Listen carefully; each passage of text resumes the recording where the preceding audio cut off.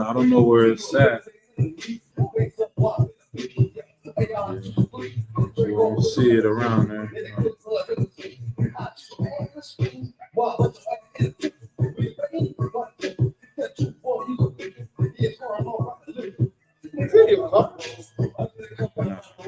That's a different mic.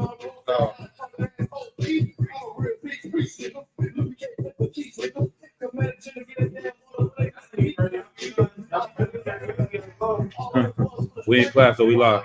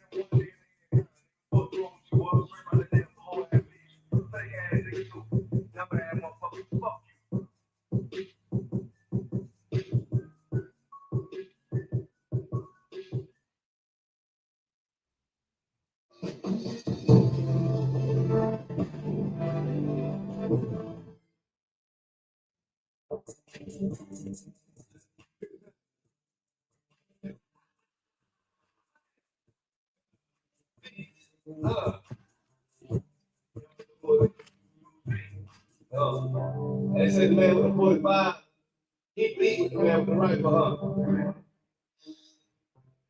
It ain't about what sword you got, it's about with the sword. Dumb fuck. Get some shit in there. Hey, boy. Boy, I'm a witness. I come to God, but it's still in me.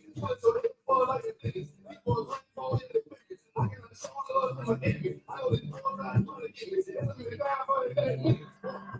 What? Oh, you think you fall like a sword? Come on, the color and I'm like a slow. I'm fucking my brain like an up. I'm ready to bring that bitch back to the Lord. Bring that bitch back to the Lord. Yeah.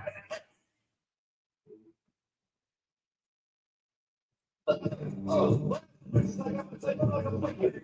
Oh, yeah.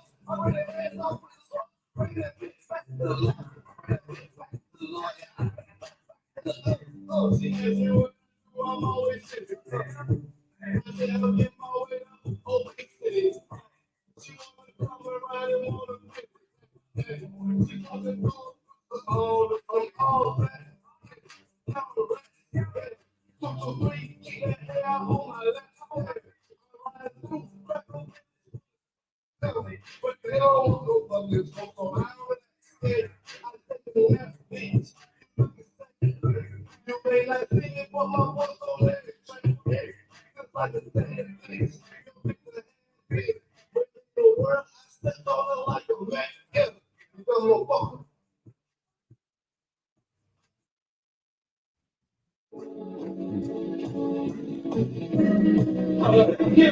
You did the same thing to my people. You used to lie to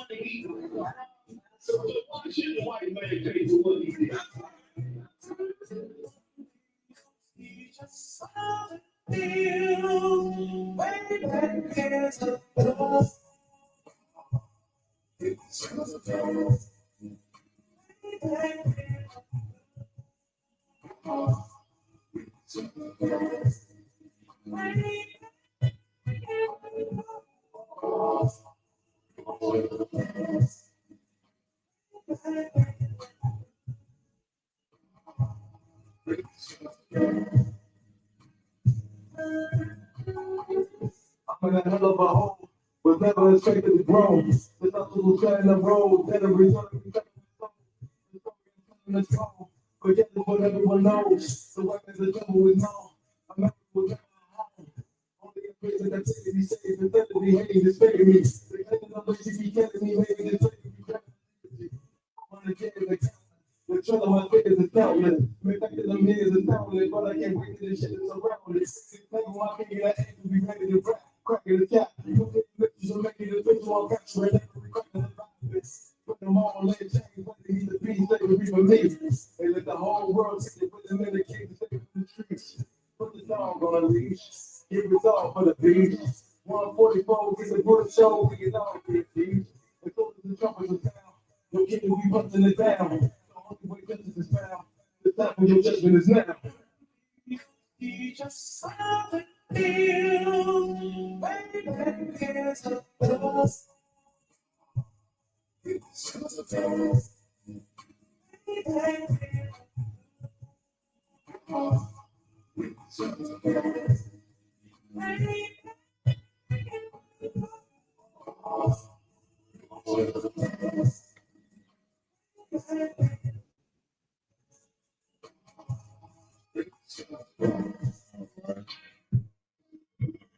No remorse in my blood, so it won't be no time for mine.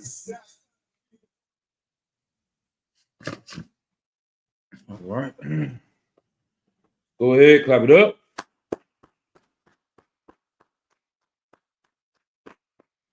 All right. Shalom Israel, Shalom Yasharallah. Priest and also 5,000 Kasar Pakat. This is the Thursday night scripture breakdown for ISUPK Northern California. We are in the building, Richmond, California. Shalom Yahweh Shemar Thon Bashem Yahshua taught us this is out there as well. So Yahweh Shem Shabbat Thumb to all the brothers if I didn't say that. Let's see. Any questions? I think you had a question. I was gonna ask if I can get the breakdown. So First Peter chapter 4, verse 17. 17. That's on Christ. Said First Peter chapter 4, 17 down to 18. Concept. All right. Read what I said. Yeah. This is the book of First Peter chapter 4, verse 17. For the time has come that judgment must begin at the house of God. And if it first begin at us, shall the end be of them that obey not the gospel of God. Verse 18. And if the righteous scarcely be saved, where shall the ungodly and the sinner appear? 17. Okay. What's exactly the question? I just wanted to break down All right, just a general breakdown. concept. All right. Let's go to verse. Let's start at verse 12. The book of First Peter, chapter 4 and verse 12. Mhm. Beloved, think not strange concerning the fiery, Fiery. the fiery trial. Read it loud too, so they can hear you online. We don't got the mic. Beloved, think not strange concerning the fiery trial which is to try you, Mm-hmm. as though some strange thing happened unto you. Break it down. Don't you love that? You know what I'm saying? That's Jim Hyman. Good luck, yes, sir. I asked you to. Go ahead. Let me see where you at with it. That's what that's about. We want to see how you comprehended, or what's your understanding. So I can see how far away you are with understanding and how close you are. And I see it says, think it not strange concerning fiery trial, which is to try you, as though some strange thing happened to you. So I'm thinking this means, like, think not that when it says trial, it means like the judgment that comes upon you. Like, don't think strange of it. I'm not sure. Okay, no sweat. I'm not. So I'm not really. So sometimes like just break, like when you break it down slowly as a bar. So think it not strange concerning the fiery trial, which is to try you. What does that mean? To try you. Fiery trial. It is to try you. So he's talking, he said beloved, so you know he's talking to brothers in the truth.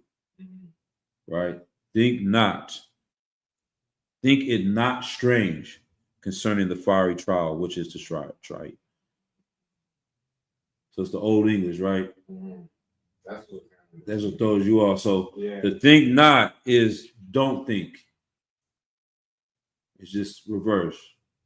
Right. The not is coming for, so it's just don't think it's strange. That is strange concerning the fiery trial that is to try you. Like, what is the fiery trial? I'm gonna go for time. Say like as someone in the truth. Being burnt in the furnace, like being tried in your life. Right. Yeah, the things that you go through. Right. So bring it all together. You on it. Like as far as being tempted in your life, things that you go through, the troubles that you suffer. It's strange. It's weird to do that. Is it strange to go through that? No. Why? Because you have to go through that to get to where you're going. Right. So read it again. Beloved, think not it's strange. Think. It's very important. Think it not. Beloved, think it not strange concerning the fiery trial, which is to try you. So don't think that it's strange when you go through things, right? The precept of this is Ecclesiasticus, the 2nd chapter, where it says gold is tried in the furnace. The fiery trial, the trials and tribulations that you go through in life in the truth, don't think that is strange. That's Christianity to think about that. It's like, oh, I started serving the Lord. My life's supposed to be perfect. Not supposed to have no problems. You think you could come into the truth and nothing is supposed to happen to you. It's just supposed to be paradise on earth. When in reality, you have to be tested. You have to go through this fiery trial. So he's telling these brothers, Peter is warning them, like, don't think that it's strange for you to go through struggles, even though you're serving the Lord, even though you're helping building up the kingdom of God, even though you're continuing Christ's mission. Right? Keep going.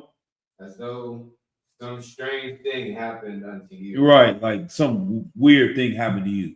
Right. You know what I'm saying? You lost your job. Your tire went flat. You got evicted. We see Captain Saga Ward lost the eye, doing the work of the Lord, serving the Lord. An excellent brother in the school, pillar of the truth, can no longer see out of one eye. He doesn't think it's strange. He doesn't think it's weird that happened to him because he knows precepts like this. This is where you get strength from when you go through these things, because you expect it. You do not expect it. A Christian gets blindsided. I lost my job. I've been going to church for every day, and I've been praying my fees and all. I do my tithes. In reality, they're a bunch of evil bastards where they really shouldn't see it coming. I mean, they really should see it coming too. They're really not righteous people, but in their wickedness, they feel like the world will be perfect just because they go to church. We can be perfect and serve the Lord, and things can still happen to us. How do we know this? I'm gonna ask you that question. It's gonna be a lot of questions tonight. Because it happened to our forefathers before us. And more specifically, it happened to Us. No. If we know we can accept it because it happened to who shouldn't it have happened to? Exactly. Right? Yeah, that's the answer right there. So if Christ had to go through a fiery trial, what makes us think we're exempt or it's strange for us to go through something? Right. You understand? Like the strength that we see in men like Captain Soccer War, he's like, our king suffered. And I can't suffer. Right. I deserve to suffer. So why am I going to sit here and sulk and be down upon myself when our king suffered? He didn't deserve it. So I have to take it on the chin. We will go to that precept in a minute. But remember, it says, take these things joyfully and cheerfully. You know what I mean? Right. So yeah. I seen another brother taking some things. The baller brand, what's his name? LeVar Ball. He lost a leg. He ended up dancing and hitting weights and doing things. I'm like, damn, that brother is in good spirits to be going. I ain't gonna lie, I'd be pretty jammed up right now. You know what I'm saying? But that lets me know, like, okay, when you see someone strong do something that is major or traumatic, then it builds strength up in you. And that's where we draw our strength from Christ. It's like he went through these things and he didn't have to, he didn't deserve it, but he stood tall through it all. So that's how we gotta be. All right. Go ahead. Verse 13. Uh-huh. But rejoice. Ooh, that's cold right there. When you put it together with that last one, as though some strange thing, read that part, as though some strange thing, and go into 13. As though some strange thing happened unto you. Yeah, don't be like shocked like a Christian. Keep going. But rejoice. But do what? But rejoice. Keep going. Inasmuch as ye are partakers of Christ's suffering. Like you are suffering, like I just was saying. Like now I get to get a taste of what he went through. My pain that I'm dealing with, I get to say, I suffer with Christ too. Because I'm in the truth. I'm still going to serve the Lord. I'm going to continue in the mission, even though Satan's trying to make me give up. It's like when he's on that cross, they told him, like, just tell the angels, if you got these powers and get yourself up off that cross. They were tempting him and trying to get him to be weak and give up on the mission. But he saw it through because he knew the purpose. So it's like how we're getting a taste of that. Like, would you have done that? Or would you have just turned it? Well, like, when you knew Judas was going to tell on you, you're like, bro, man, I'm in the UPK, man. I'm officer so-and-so. I'm doing this. And like, hey, man, you got to either, plant this on General so-and-so, or you're about to go to jail for the next 25 years. You see what I'm saying? Yes. You feel me? Right. It's like, okay, Christ did it. He went through it. He didn't do anything. He suffered. Now, am I really going? You know what I'm saying? So it's like when you get a taste, you rejoice in that. Like, damn, okay, I get to suffer a little bit. Like Christ suffered to see what I'm made of. Like, okay, I really am about this. I'm really about this. Like, I'm not going to stop teaching the truth because of this happened or that happened or that happened. I'm going to keep going. You know what I mean? Keep going. That when his glory shall be revealed, you may be glad also with exceeding joy. Like, so now you made it through the test and Christ comes back and rules in the kingdom. You're going to get raised up for all the things that you suffered and deal with is going to be restored to you, or the things that you lost. It says that him that have no children, I believe, for the truth will have 100 children. You know what I'm saying? Him that lost, I can find that precept. While you go to the next verse. verse 14. If ye be reproached for the name of Christ, happy are you. Mhm. For the spirit of the glory and of God resteth upon you. On their part, he is evil spoken of, but on your part, he is glorified. Right. So it says, if ye be reproached for the name of Christ, happy are ye. What is reproach? You want to look that one up? Unless you know it offhand, I like to look that one up myself. I know what it means, but it's always good on words like this, like reproach like you've been like put away or something like looked down upon. Reproach, address in such a way to express disapproval or disappointment. Critics reproached him for his failure to tackle the deficiency, the expression of disapproval or disappointment. So it says, or admonishment, scolding, right? If you be reproached or scolded for the name of Christ, happy are ye, for the spirit of glory and of the Most High resteth upon you. On their part, he is evil spoken of, but on your part, he is glorified. Right? So, if you're going through these things for doing the work of the Lord, you should be happy. For the spirit of glory and the Most High rested upon you. That's what is in you to keep doing this because you're focused on the truth and doing the work of the Lord, right? On their part, he is evil spoken of, but on your part, he is glorified. The people that go against Christ and don't do the work, they're going to be spoken of evil by Christ and the Most High, but you are going to be glorified in these things in that day. Verse 15. As a matter of fact, I'm going to pull this other precept that we got. Let's go, if we can hold this one, and go to Matthew chapter 19, verse 29.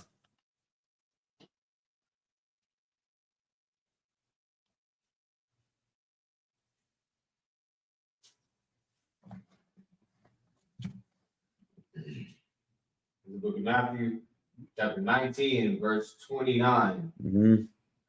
And everyone that hath forsaken houses, or brethren, or sisters, or father, or mother, or wife, or children, or lands, for my name's sake, shall ye receive an hundredfold, and shall inherit everlasting life. Right. So those that have given up, forsaken, have lost these things. Some have lost their houses, their brothers, their sisters, their fathers, their mothers, their wives left them for the truth, lost their children for the truth, or lands for the truth, money. You know what I'm saying? For my name's sake shall receive an hundredfold and shall inherit everlasting life. So we go back to Peter. That's when it talks about like you're gonna have what does it say? You're going to be glorified, but on your part, you'll be glorified. You'll have exceeding joy in that day when Christ, you know what I'm saying, is revealed, when his glory is revealed. It's talking about that. All right. Verse 15. Yep. But let none of you suffer as a murderer, or as a thief, or as an evildoer, or as a busybody in other men's matters. Mm-hmm. Let you read verse 16. I want you to take a shot at this. Verse 16. If any manner suffer as Christ. Yeah, you got it.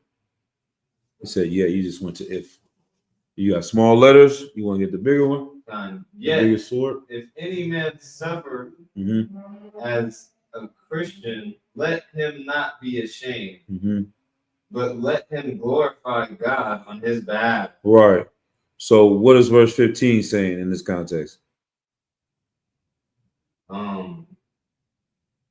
But like you won't suffer like pretty much everybody else who ain't in the truth will suffer at some point when or is suffering because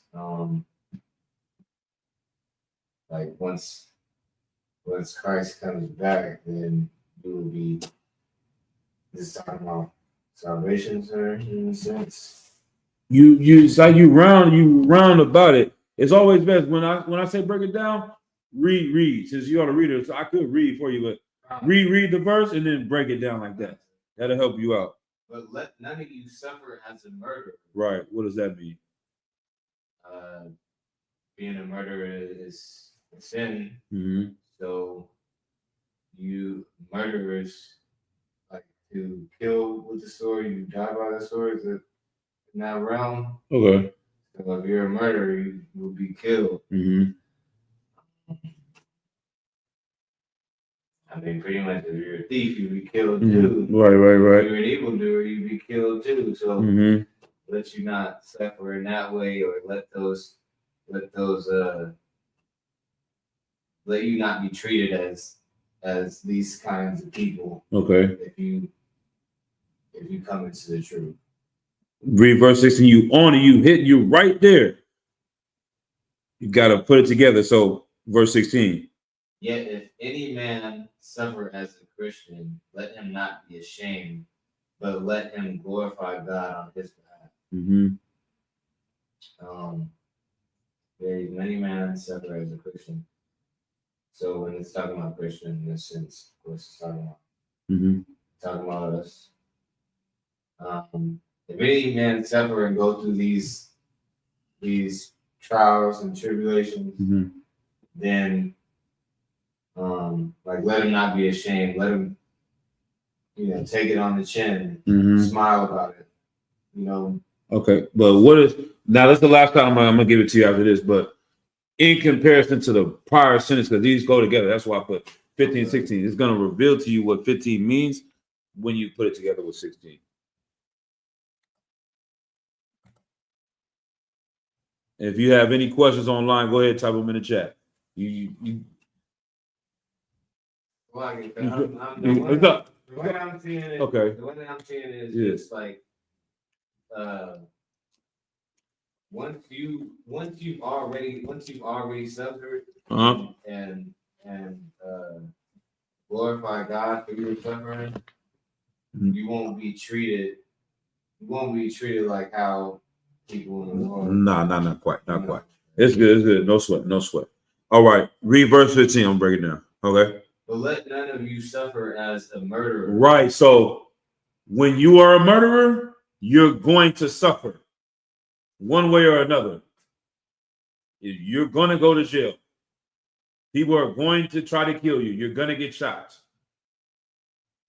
Being a Christian, following Christ, you're going to suffer. You're going to go to jail. You're going to get shot. You see what I'm saying? Keep reading. Or as an evildoer. Or as a thief. When When you're a thief, you're going to get beat up. People are going to follow you. They're going to look for you because you stole their stuff. They're going to jump you. They're going to try to stab you because you're a thief. When you follow Christ, people are going to follow you. They're going to jump you. They're going to stab you because you're a thief. Keep going. Or as an evildoer. Exactly. Or else what? Or as a busybody in other men's matters. You know what I mean? You all in other people's business, gossiping, you doing this and doing that. You causing problems. You're going to have problems for that. You're going to suffer for living that lifestyle. Don't suffer for doing that. Like me, you see what I'm saying? Like I was in the world, I was selling dope. I was dead serious. Like if they give me 25 years, I'm going to do it. If I get caught, if I'm driving and I get caught, I know I'm going down for the next 10 years to 15 years at the bare minimum. I'm ready to do that because I've accepted my fate. But now you come into the truth and change your life and doing right, and they saying, okay, you're going to have to do 15 years for teaching those. Damn, I can't do it. You can't do this for the Lord, but you can do it for Satan. We need to reverse it. You should be willing to do 100 years for the Lord and do none for Satan. See what I'm saying? Go ahead. So let none of you suffer as a murderer. Don't do a crime and accept the things that come with being a murderer. Be righteous, and when things happen to you, accept that. You should be ready for that. Go ahead. Sir. I think what throws me off is when it says, yet if any man Like it sounds more as if it's a contrast and not a comparison. That's why I'm reading it a certain way. Okay. And it don't. I feel like that's why I was breaking it down. Right. Ways. No sweat, no sweat. That's what we hear, but now you kind of see it though. So that's just all it is. I've heard these breakdowns, and this is the same way. You know what I mean? Now when I see it presented, like it comes clear now. Like I said, there's so many precepts in the Bible I can say that I didn't understand until General Hyman broke it down. I'm like, damn, I'm reading it myself. It doesn't make, when he said it, I'm like, damn, it was right there the whole time. It's like your eyes get opened up to see it. That's all it is. You know what I mean? So, yet if any man suffers, so it's not saying you may not go through the things a murderer do, you may not go through the things a thief does, but if you do, it's better that you do it for this than for that. All right. Verse 17. Verse 17. For the time has come that judgment must begin at the house of God. Right. So this is the precept you had a question, right? Yes, sir. So, okay. For the time has come that judgment must begin at the house of God, or the Most High. And if it first begin at us, shall the end be of them that obey not the gospel of God? Right. What shall the end of them that obey not the gospel of the Most High? What does this mean? Like what should happen to the murderers and thieves, and right? Well, we'll start from the top. For the time has come that judgment must begin at the house of the Most High. Right. Time has come that judgment must begin at the house. So like I said, we need judgment of us, right? Right. And if it first begin at us, what shall be the end of them that obey not the gospel? So yeah, it is like if it first starts with us, what should happen to the other people that are not true? Right? Yep. So bring it on together. You right there. You saying it. Right. It's saying it. Everything you right there. You going in the right direction. All right. So just think about the reality. Christ, the men that followed him, the things that happened to them, right, was what? What happened to Christ? Right. That was very painful. Okay. It's evil. Right. Hurtful. Right. Okay. And then it says, what shall the end be of them that obey not the gospel of the Most High? You asked me to answer, sir? That, what does that mean when it says that? I mean, it says it as a question, sir. So, I think it's a rhetorical question. Oh, right. So it's like whatever happens to them is going to be way worse. Exactly. Exactly. That's why we, you know what I'm saying? Now you see your eyes, I see it, you know what I mean? You see it now. Like, nigga, if you think it was bad what happened to Christ, he didn't even deserve it. Brother lost his eye and he did hella food programs, raised men up, teaching. What do you think gonna happen to the nigga that's selling dope? If this is how God treated sons that he loved, nigga, you are playing with fire out here in the world. You feel me? Nigga, I am scared. Forgive them, Father, for they don't know what they do. They don't know who they playing with. Nigga, the Most High God is a gangster. They're taking his mercy for kindness and weakness when he is like, you don't like, God's righteousness is so righteous, this world will see it as evil. That's what we experience in the UPK. Like, I hear it all the time, even in the comments earlier today. It's gonna go right into our topic. The dude said, y'all are the black KKK.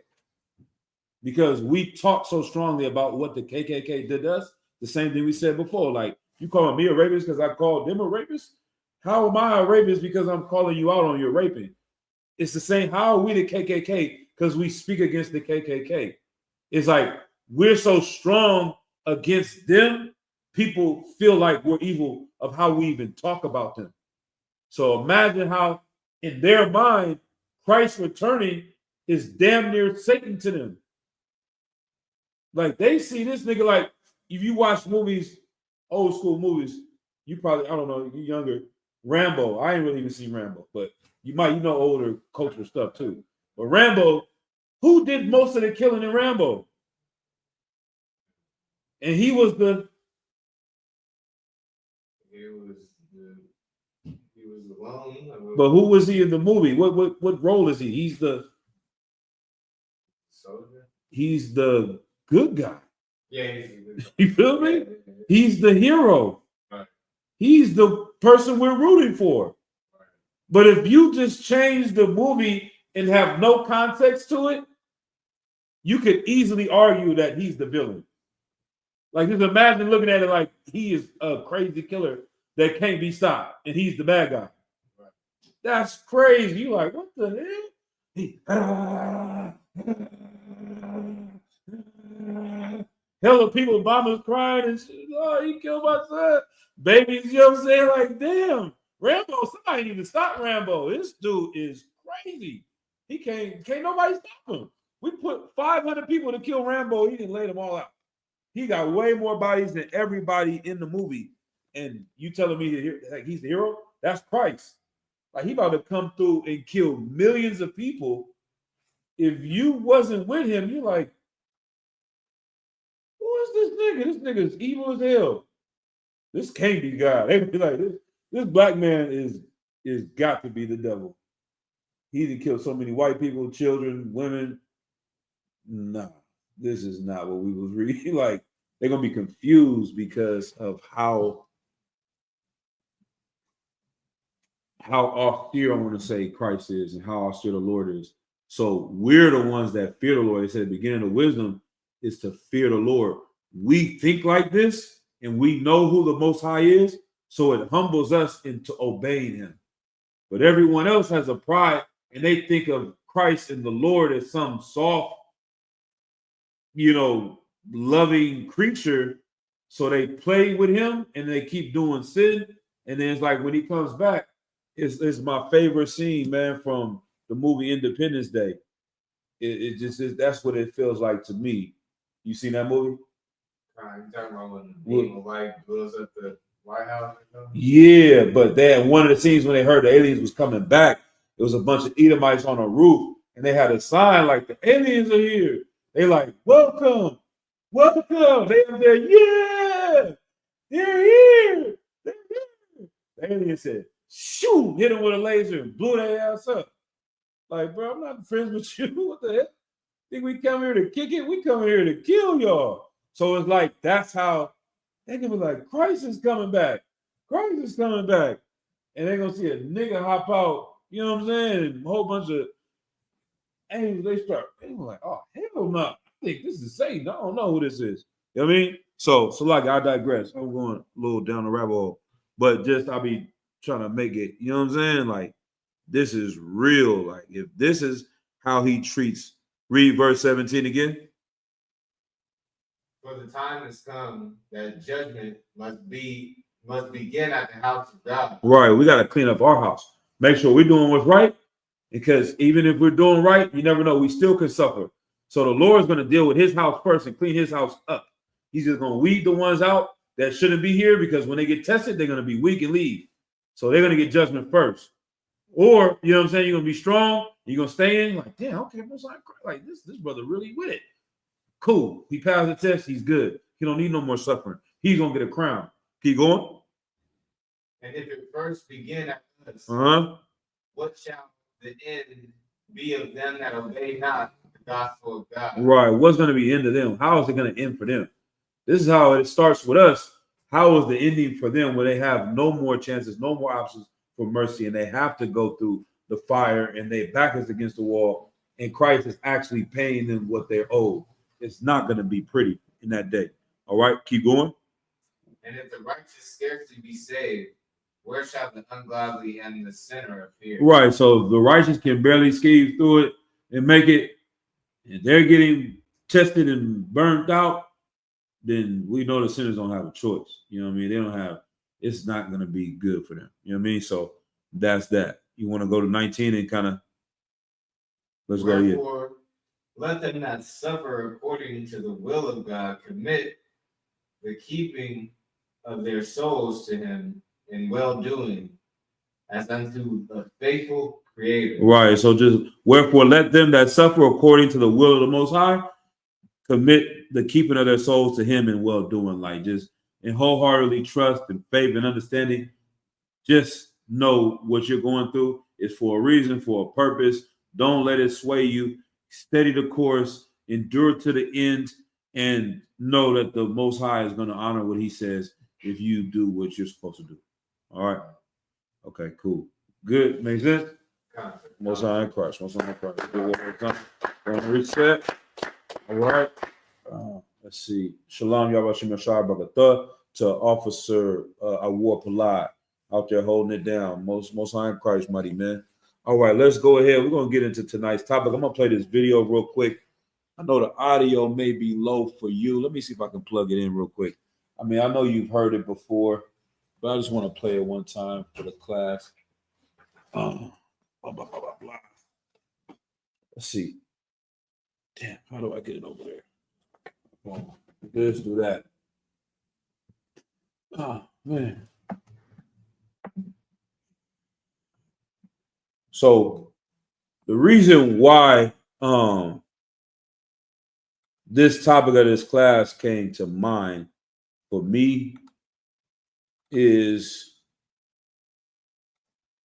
dealing with brothers in the world that are trying to fix the world's problems. Like, you know, Mr. Fab, and dealing with these brothers out here that have good intentions to go and change the community and see different results in our people. And also seeing other things around the Bay Area where it's like positivity. They had something called like a Black Men's Hike. Had a whole bunch of black brothers coming together on Saturday morning, getting out early and going out hiking in the morning. And when we saw that young man at the last stuck there, and it was telling him like, man, love your mother, do what your mother say.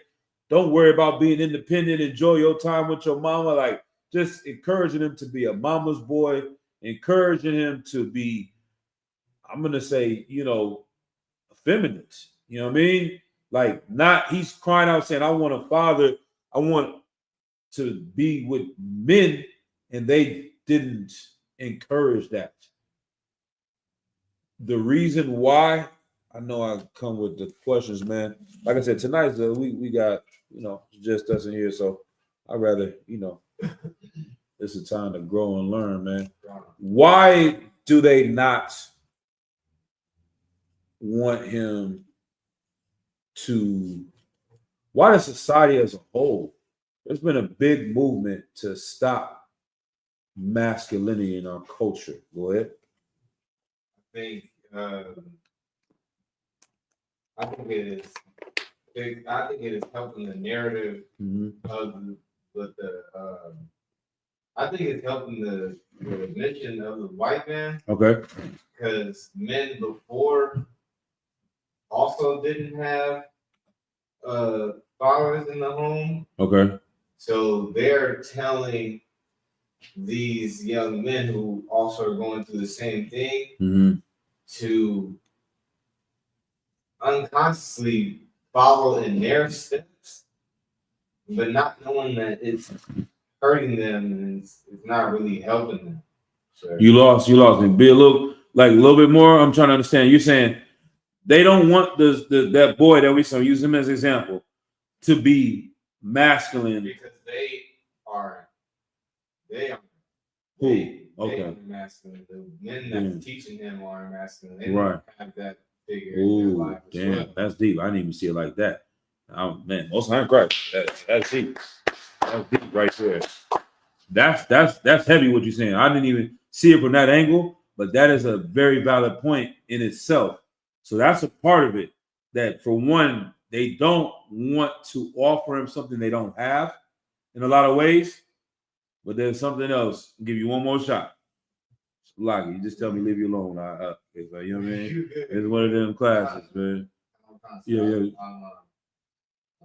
that I get the chance to speak. Why don't, I'm trying to ask a question, maybe to give you a little hint. So the topic is, Christ was a young nigga. He was a YN. He was like these niggas that we see on the streets that everyone hates and says is the problem with our community. Right. They don't want this young man to be masculine because of what?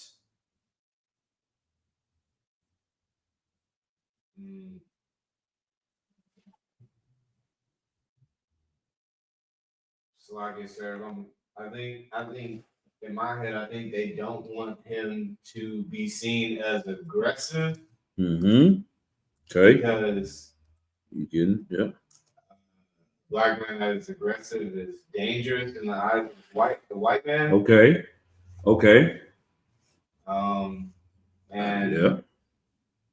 I mean, YNs today are considered some of the most aggressive people on the internet, the most dangerous to the white man, sir. Oh, I'm not gonna say dangerous to the white man, but definitely the most dangerous. Concept. So look up toxic masculinity. It's perfect. This is helping you know, me and let's look it up. Let's look it up. You talking about in the truth? I mean at all, sir. I know the term that right. used, sir. I'm no, there's not. There's not. And then there is, but there's definitely not. Right. So when they're saying this, that's why we're gonna read the definition. Yes, but when they're saying it, no, because that's not the definition of masculinity. You see what I'm saying? So it's like, are there people doing this weird stuff? Yes. They're calling that masculinity, which is misdiagnosing it. It's really toxic femininity. Right. You see what I'm saying? Right. It's really some, I can't use some BAN. Some, you know what I'm saying? A lot of this, whatever they're calling it, is Edomite culture, Edomite masculinity. Right. That's what it is. It's female masculinity, if that even makes sense. It's not masculine at all. Let's just take the word masculine off. It's something toxic for sure. We have toxic stuff all around us, but it has nothing to do with masculinity. So that's where they're misdiagnosing it. Right. But go ahead, read it. The world says toxic masculinity is a term used to describe harmful attitudes and behaviors that are often associated with masculinity. These traits negatively impact men, women, and society. Examples of toxic masculinity: violence, including sexual assault and domestic violence; misogyny, devaluing women and promoting homophobia; control, using dominance to assert power and superiority; not being vulnerable; neglect or dismiss emotions to or pushing them down. Right. Okay. Hold on. So when you just Google it, what's the first thing that comes up? Is the AI overview? Mine's just say toxic masculinity definition. See if this comes up too.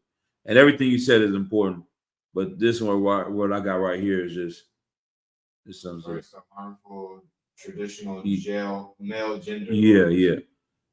Toxic masculinity refers to harmful traditional male gender roles that emphasize dominance, aggression, and emotional suppression. Right. So they're saying the traditional role of men is toxic. It's crazy. They're saying it's harmful. It emphasizes dominance, right? Being in charge, dominate, being in control. That's toxic in itself, in their mind. Aggression, you just said it. So you see these cats, these young niggas, they're exactly this. They are emphasize dominance. Our gang is going to dominate your gang. We're going to wipe you out. That's dominance. We have aggression. They're angry. They're mad. If you do something, they snapping. You look at them wrong, they might Swiss cheese the whole wow. You feel me? You know what I mean? Like, and then emotional suppression, like, damn, my partner just died. I'm not about to sit here and cry about it. I'm about to slide about it. Right. That's what they say, right? Right. We ain't gonna shed no tears for you. We're gonna bust some shots for you. So all of those things, because they've seen this being represented by Edomites, they call it toxic. Because who has been more trying to dominate the world than the white man? Right. Who has been more aggressive than the white man?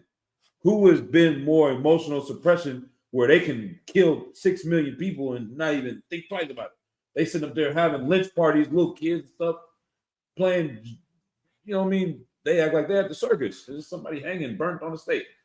They've been doing this. So that evilness, they're calling it toxic masculinity. But really, those traits in a different way are righteous. You see what I'm saying? So that's what we're going to find this balance. So I'm going to go back to the initial question. We're going to get to some precepts. The reason why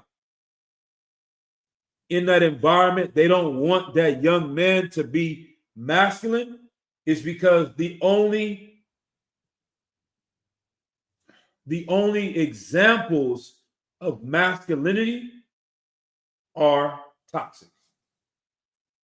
The only examples that they can think of someone that's aggressive is evil.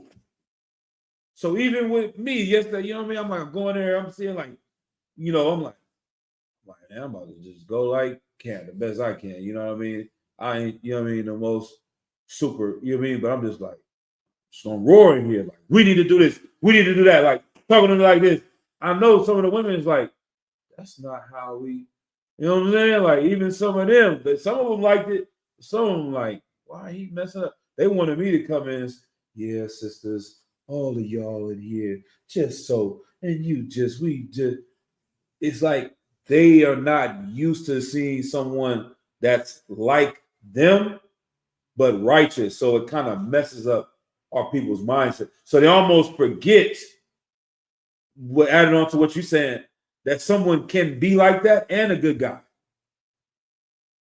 They don't even understand it because they've never seen it done before.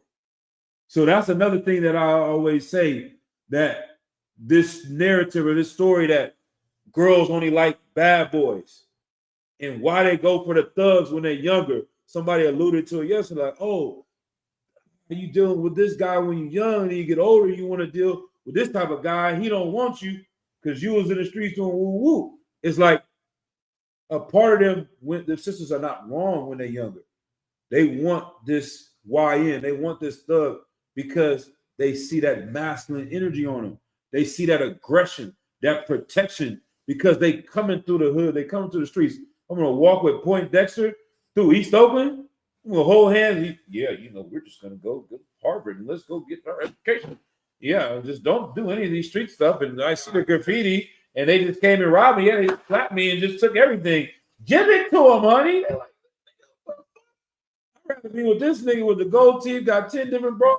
He drank it, he might punch me too, but at least he gonna punch a nigga if he come over here and try to take us out the car. You know what I mean? He gonna up the pole too. Like they had a little a skit with this girl in Chicago. You know, it's a joke, but it's some truth to every joke. She was like, she hopped in the car, this dude from Detroit. She was like, where your blower? He like, got no blower. She like, where your shiesty at? He's like, I don't got no shiesty. She's like, you in Chicago, nigga? Like, you need to have. She's like, hell no, we ain't going nowhere. She don't even want to ride with him because she doesn't feel safe with him because she knows the environment. She's around a bunch of other wolves. You know what I'm saying? So, long story short, let's God.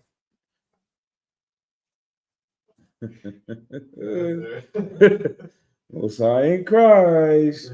Let's go ahead. I'm gonna play this video, which sparked this class. I'm gonna add this back to the stage and play this real quick, and then we'll keep moving. I bet you see a bunch. Where's the audio at? Oh yeah, I gotta change it to this. Blah blah blah blah. What time we got? 8:30. Damn, yeah. I'm glad we did start a little late. We started at 7:30. Crazy why I bet you see a bunch of violent and ignorant thugs. I'm gonna tell you what we see here in ISUPK. We see a bunch of soldiers. We see a bunch of warriors.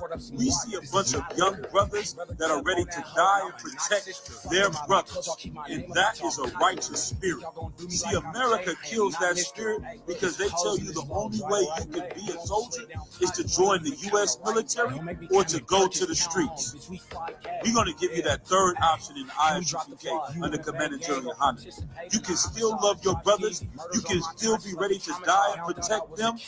You just have to change who your ops are. You can still keep hold on you. You can still be ready to protect your family by any means. Your oppressors are the ones you should be willing to fight against. Your oppressors are the ones that you should be willing to die in battle fighting against to protect your people.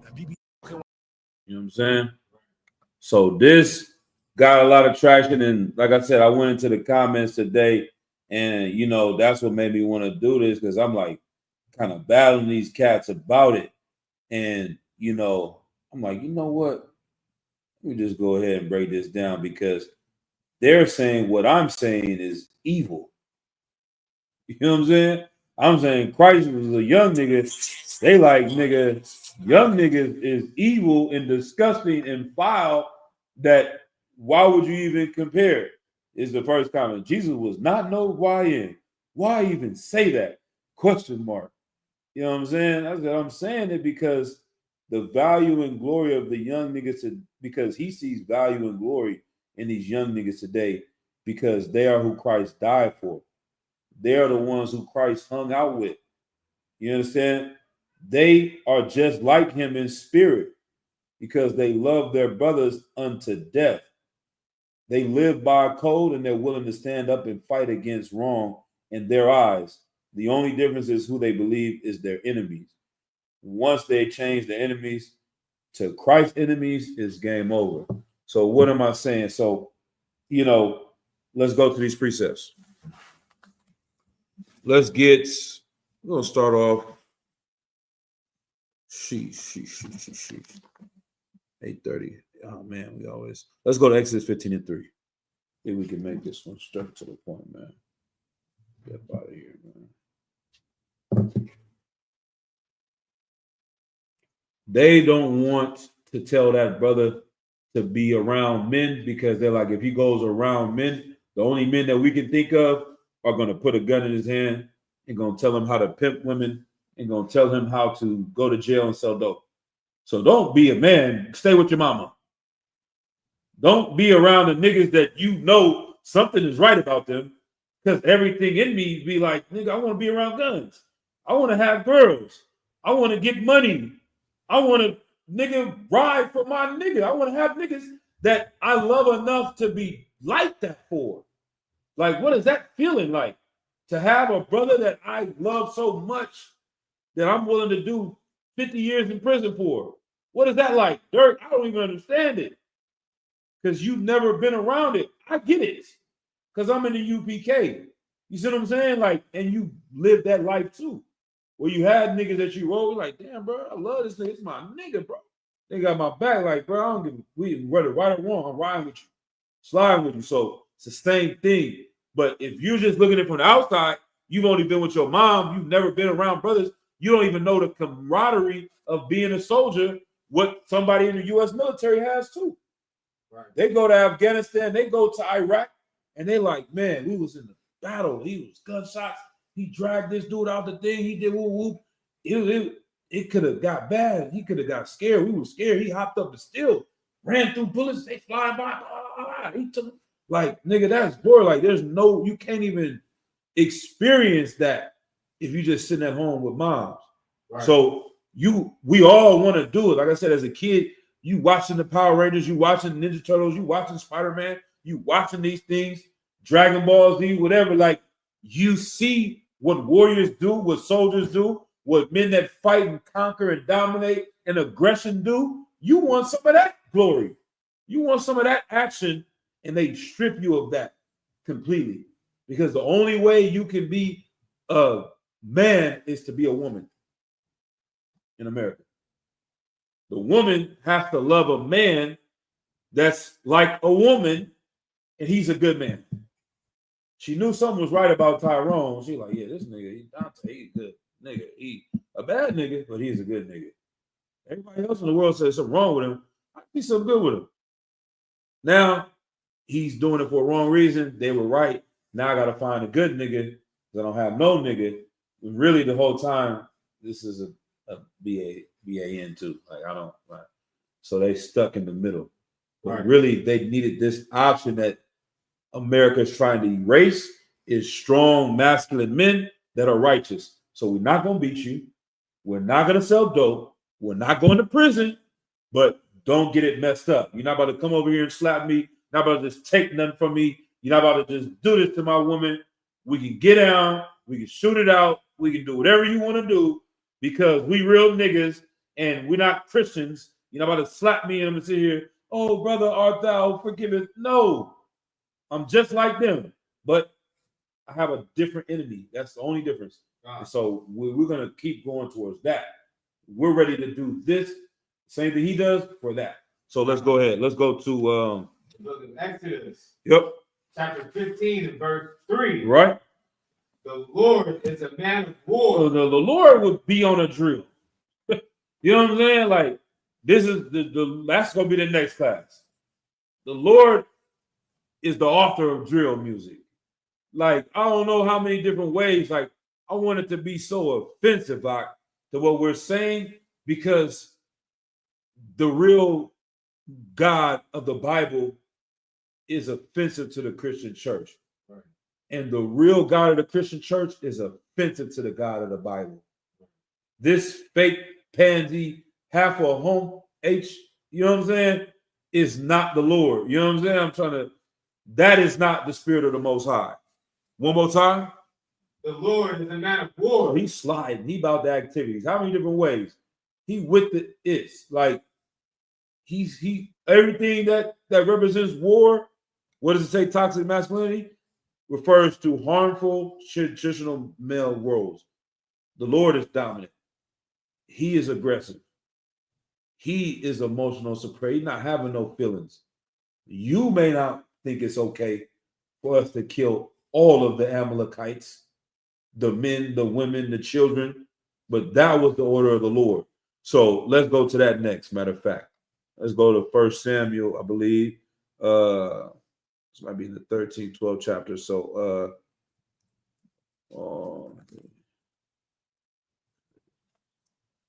let's go to 1 Samuel 15. I'll tell you where to Look at 1 Samuel. Chapter 15. Let's see. This is the Lord of hosts. You sure? Okay. Go down to verse 3.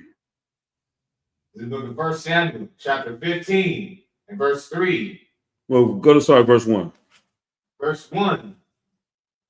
Samuel also said unto Saul, Right? the Lord sent me to anoint thee to be king over his people, Uh-huh. over Israel. Right. Now, therefore, hearken unto the voice of the words of the Lord. Mm-hmm. Verse 2.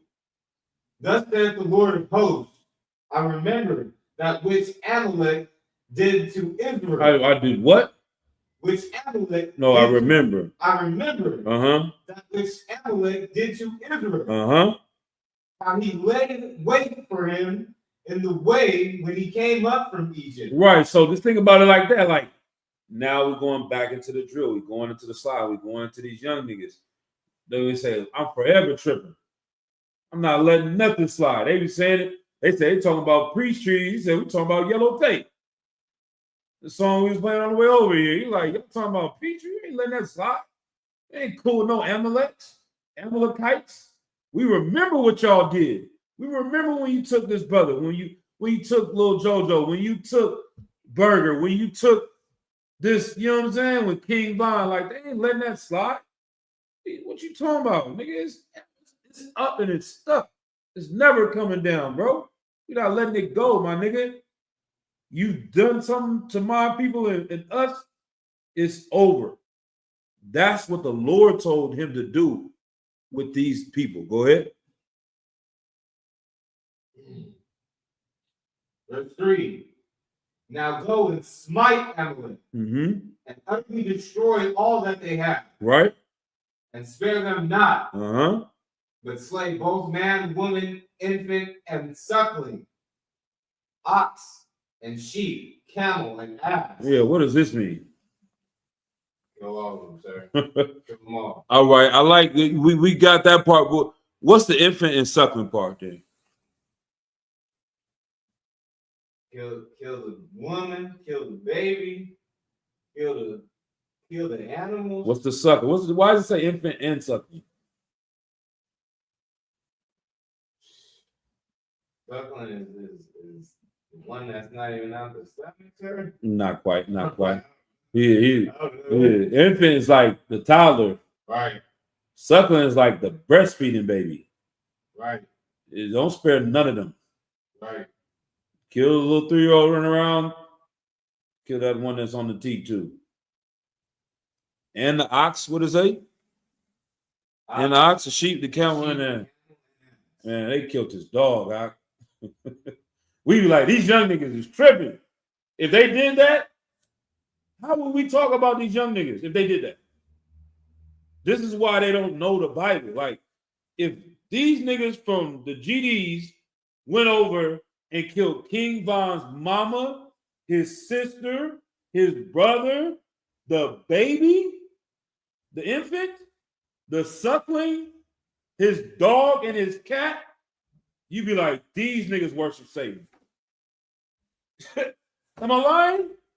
You would feel like that. You're like, what the hell is wrong with these niggas? Nigga, Jesus ain't even enough for you. They be doing the whole sign of the cross and putting water on these niggas. Like, bro, what is up with these niggas? But this is what the Lord told Saul to do, because the Lord is a man of war. The Lord has the spirit of the most craziest young nigga that you can even think of. So Christ was the same way. He think that way. He like, what? Nigga, these Romans out here got my niggas in here. Not only is that, you was child of Esau. The Romans did what? They put them on a cross. They raping our sisters over here. These niggas taxing you right here. They killed your cut nigga right in front of you, nigga. You ain't gonna do nothing about it. That's Christ. He like that. Like, he like, hold on, like, what's going on in Israel? Y'all over here fighting over what? Does this nigga owe you $20? Y'all didn't realize what's going on? You didn't see what these people done to our people? You don't know what Saul was told to do? Why are we over here fighting each other? Why are we doing this? Forgive your enemy, mount up. They used to say that back then. They probably don't say that no more. But mount up. It's time to go to war. Let's get together. Like, nigga, we got a real end. We need to destroy these people off the face of the earth. We need every last hand on deck, every last soldier. And that spirit you got is right. When you talk about you ain't letting it slide, Most High in Christ. When you talking about, nigga, we smoking on this, that's the spirit. Stop smoking. You know what I'm saying? But you want to sip on the blood of your enemies in essence, in that way, like you want to celebrate the death of your enemies, that's glorious. Keep that vibe. Let's just change it to these Amalekites. Let's just change it to these Ishmaelites. Let's just change it to these Romans. Now you will see that masculine energy you have is of the Lord, right? All right, let's Saul got checked because he didn't see it through. Saul lost his spot because he didn't kill everybody, because he didn't slide on the ops and complete the mission. Just like somebody come back and get DP. Like, bro, I gave you the mission, bro. They over there, they killed your cousin. I'm about to cash you out. We need this body. We got 100 stacks on them. Go kill everybody in the house and come back and report to me. Yeah, I got in there, man, but you know, they big homie. He been doing positive stuff in the community, and we can maybe work a deal. He like, nigga, what? You killed? All right, bro, we about to slide on you now, nigga. You the ops too. You messing with them suckers, you ducking with them suckers, bro. You not even with us no more. Right. We gave you the mission, bro. We told you to lay everything down. You didn't do it. That's what the Lord wanted. That's how Christ rolls. That's how we have to be following the Lord. So when we say that Christ was a YN, He was the YNs of YNs. Right. He was the OGs of OGs. He wasn't always 30. This give you this little clips of Christ's life. What do you think he was like at 20 and 22 and 23 and 24 and 20? What was he doing? All right, let's get into a glimpse of him, though. So let's go to Let's go to Ecclesiastes 25 and 7. We brought this one out a couple weeks ago. Yep. And we are. I'm going to get to these precepts. I'm going to stop breaking these down so long because the precepts is going to break it down in itself. Precepts. Go ahead when you got it. Okay. So I got that. So like I said, is it Ecclesiastes? Yeah, Ecclesiastes 25, 7. 25 and verse 7. Mm-hmm. There be 9 things which I have judged in my heart to be happy. Right. These 9 things make the Lord happy. Go ahead. And the 10th I will utter with my tongue. You know what I'm saying? This thing that makes me happy, I'm actually going to speak on it. I ain't going to list all the 9 things that make me happy, but I'm going to list, you know what I mean? The thing that makes me the most happy is this. A man that hath joy of his children. Right. And he lived, and that liveth to see the fall of his enemy. Right. That's everything that these cats want. They don't stubby, case, blood, crit, paru, GDs, BDs. Like, nigga, I survived. Like, if Dirk would have gotten away with that, they made the song. They bragging like, bro, we got your man's hit. This is funny to us. No one else can really comprehend that. Like, why you? That's pretty messed up. And it is messed up because it's your brother. But if it was Andrew Jackson, I was gonna say it, but I wanted to get yeah. Sonny Crash ain't got a mic. You know what I'm saying? That's why I said he's already gone. You know what I'm saying? But if it was Andrew Jackson, a devil like that, like, you know, spit on it. We sipping on, we roll up that Andrew. We smoke, you know what I'm saying? Like, nigga be trip walking and doing all types of nigga. F him and his mama, nigga, and his children, everything, nigga. If it's another one that look like him or is rolling with him, nigga, we gonna kill him too. Like, yeah, that's Christ. He like, yeah, get them suckers. Every last one of them. That's what he's coming back for. You know, tell me Christ wasn't a young nigga or he don't like these young niggas. He looking at them like, nigga, these the niggas. It ain't the niggas in the Christian church singing and trying to play with each, you know what I'm saying? Nah. Y'all niggas weird. You feel me? Like, y'all can't roll with Christ. I don't know what y'all on, but that's not what I'm on. I'm with these cats. There's nothing wrong with them. There's just misguided. That's it. You need to be like them more. You need to turn it up. You too soft. Get away. Right. You know what I mean? All right, let's go to John chapter 15, verse 13.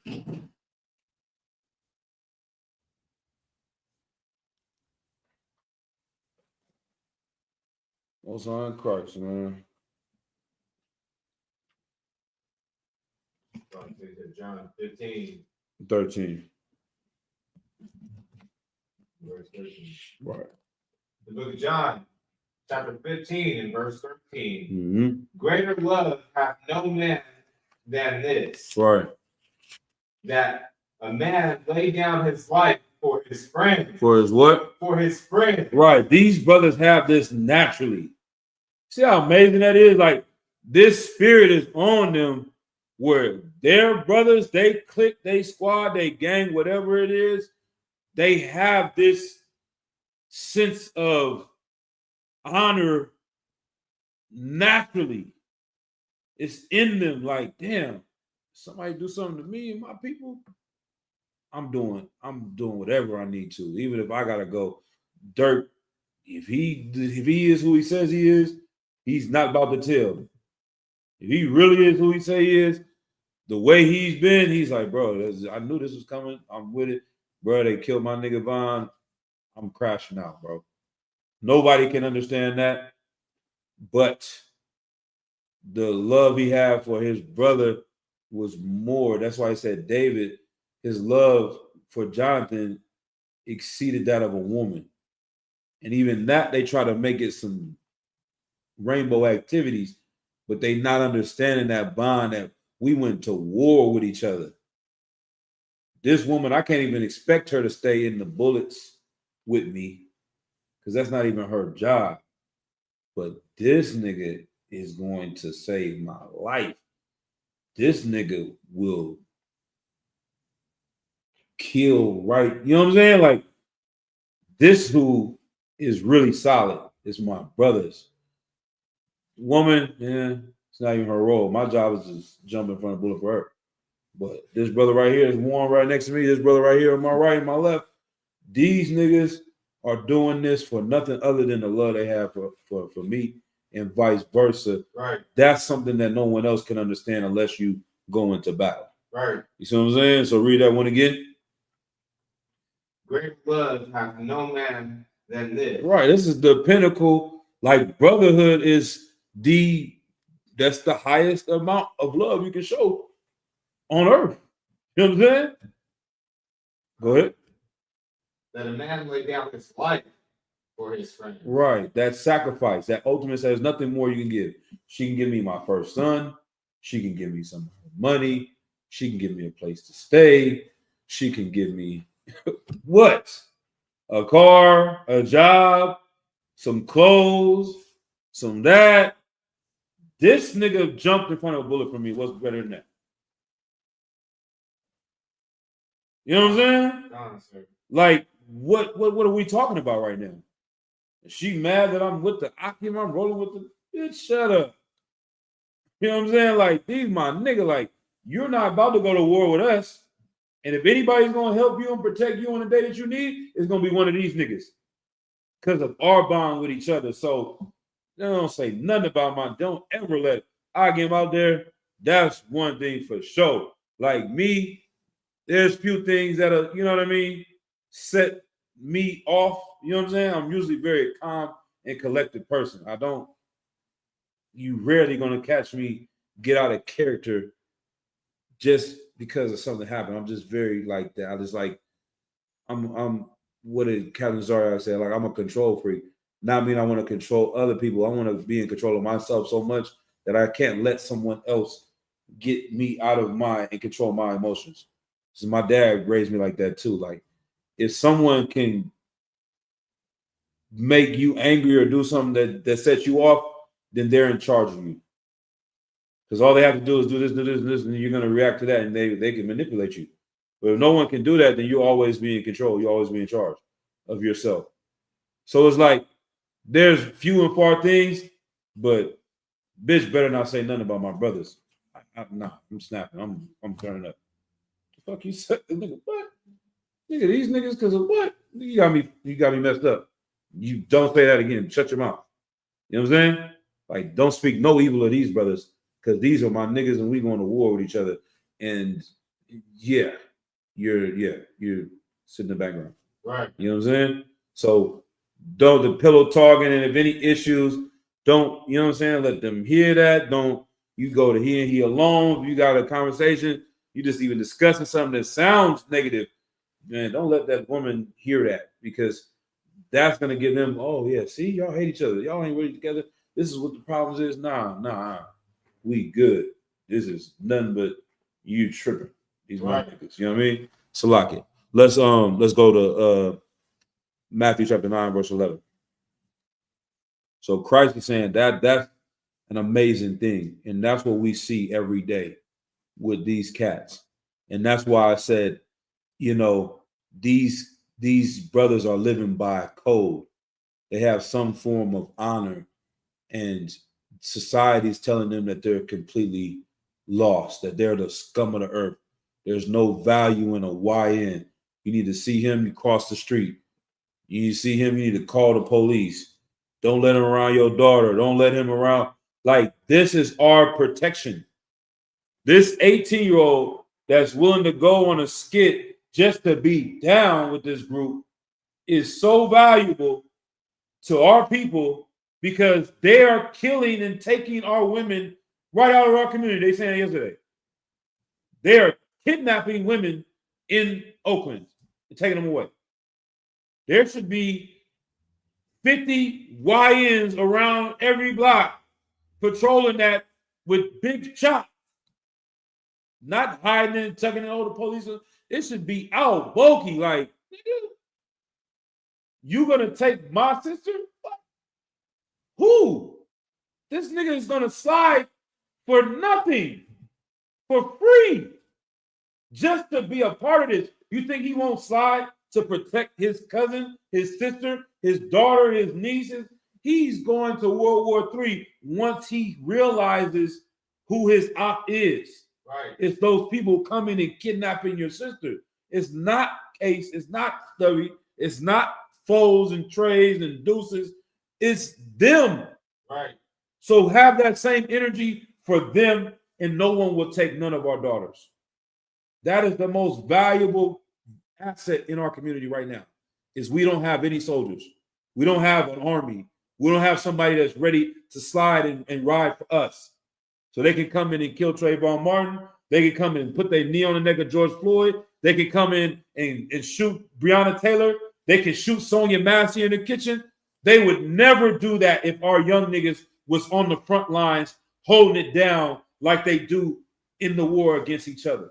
Right. From nation to nation, from city to city, from LA, all the Rolling 60s, all the A-Trade gangsters, all the Hoovers, all the Pyrus, all the stuff, all the cake, all the fab, all of everything was like united on one body, one accord.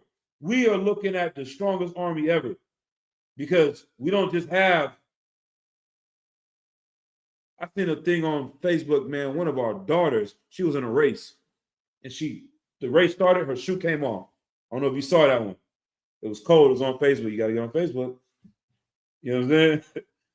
As soon as the race started, shoe came off. She ran back, put her shoe on. All the white girls was halfway through. This black girl caught up to all of them and won the effing race. Huh? Like, we literally are superhuman. You say that all the time. Like, we have powers that is like almost, it's more amazing than Dragon Ball Z. It's more amazing than anime, because this is real life. You know what I'm saying? Like, all YNs is supposed to be LeBron. All YNs is supposed to be Mike Tyson and Ray Lewis. These basketball players and football players that fast as hell, jump high as hell, can do whoop. Like, bro, imagine how good to make a basketball shot. Like, I learned this. To shoot a gun is like playing basketball. To shoot a gun is like playing baseball. To shoot a gun is like throwing a football. It's eye-hand coordination. We're the best at eye-hand coordination. Naturally, with no one teaching you, you can shoot the basketball better than anyone else. You're going to win against all the white boys, against all the Asians, against all the Arabs, against all the East Indians on any sport, anywhere. So you telling me that Usain Bolt with an AR-15 running down, jumping over things, you know what I'm saying? Rolling, reload. How did he do that so quickly? It's dark in here. I can't even see. The nigga that reloaded the gun. Laid everything down. These niggas is unstoppable. Right. So the only way we can stop them is to make them fight each other and make them more effeminate and make them seem like to be masculine is wrong, to be feminine is right. So either you're going to join this one, join that one, or become a rainbow. That's it. All right, go ahead and read. Look at Matthew chapter 9, verse 11. This was the beginning of this. These Sadducees and Pharisees was trying to initiate this movement that we see in the Christian church today. And when the Pharisees saw it, they said unto his disciples, Mm-hmm. Why eateth your master with Publicans. And sinners? Right, they asking his servants, like, why is Christ kicking it with these young niggas? Why is he on the block? Why is he on the turf? They selling dope over there. They doing this, they doing that, they shooting dice. Why is he around these niggas? We're supposed to be in a church. A righteous man should be around righteous people and doing righteous things and singing praises to the Lord and reading the Bible all day, and that's it. You shouldn't even be around these cats. If you're a righteous man, you're gonna be in purple and you're gonna be over here. That's, you feel me? That's not what Christ was doing. He was rolling with them, and they were like, "Why is he doing that?" Keep going. Verse 12. But when Yahushua heard that, he said unto them, Right. They that be whole Mm-hmm. need not a physician, Right. but they that are sick. Uh-huh. Verse 13. But go ye and learn what that meaneth. Damn. That's some gangster. Even what he say. Like, what is that saying from the last part to that part you just read? They that be whole needed not a physician. They're not healthy. Mm-hmm. Right? Don't Mm-hmm. have no sickness in them. They don't need medicine. They don't need somebody to fix them. They don't need any of those things. People that are sick, that are dead, that don't know themselves. Mm-hmm. They need a therapist. They need someone to look out for them. They need a doctor. Right. What's the analogy of why is he saying that about these people? Because the people that are sinners, that are YNs, don't know. I mean, in modern time, they don't know who they are. Sir. Right. So these people, he needs to go to that people. What good is he if he's just kicking it with the people that already do know who they are? Right.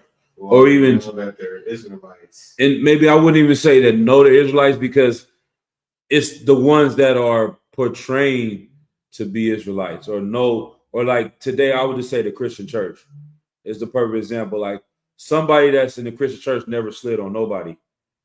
They never sold no dope. They never pimped nobody. They never did nothing wrong. So really, but they are doing, you know what I mean? But they haven't done that extreme stuff. So they're doing little slick, little evil secret sins. You know what I'm saying? But they not doing what these cats are doing, that they're bragging about it. They didn't make videos. They didn't whacked out people's names. They didn't know, like, they seem deranged to everyone else that's not like that. He was like, if they're sick in the head, then they need a physician. That's what I'm here for. But it's for you to figure that out. Like, that's why he said some gangster, like, y'all go figure that out while I'm over here. I ain't about to break it down to you because I know why I'm over here. You know what I mean? And I see something in them that y'all don't see. All right, let's drop that. Let's go to Luke chapter 19, verse 27.